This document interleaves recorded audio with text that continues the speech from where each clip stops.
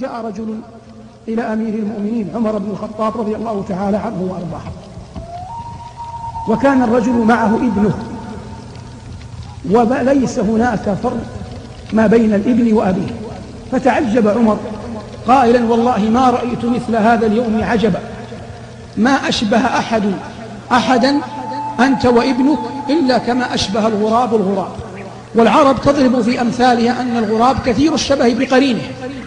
فقال له: يا أمير المؤمنين، كيف ولو عرفت أن أمه ولدته وهي ميتة؟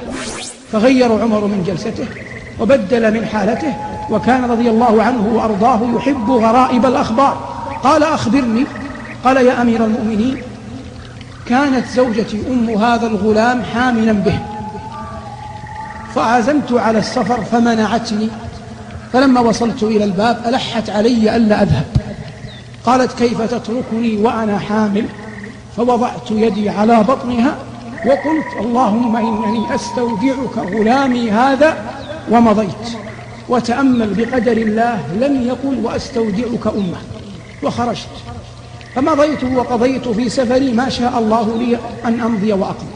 ثم عدت، فلما عدت وإذا بالباب مقفل، وإذا بأبناء عمومتي يحيطون بي ويخبرونني أن زوجتي قد ماتت. فقلت: إنا لله وإنا إليه راجعون.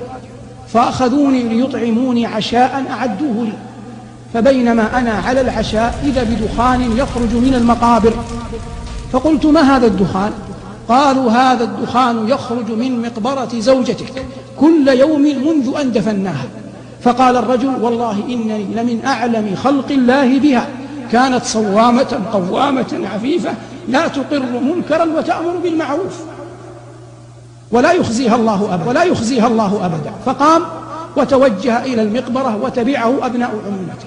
قال: فلما وصلت إليها يا أمير المؤمنين أخذت أحفر حتى وصلت إليها، فإذا هي ميتة جالسة، وابنها هذا الذي معي حي عند قدميها، وإذا بمناد ينادي: يا من استودعت الله وديعة خذ وديعتك.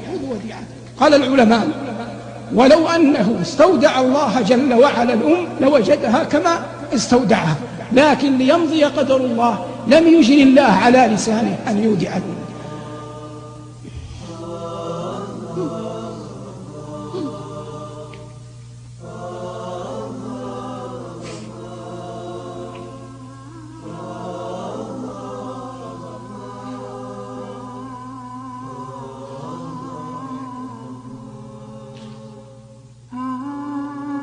اللهم إنا نستودعك ديننا يا رب العالمين، وارزقنا الثبات عليه حتى نلقاك يا رب. أخي المسلم، احرص على نشر هذه المادة، فالدال على الخير كفاعله.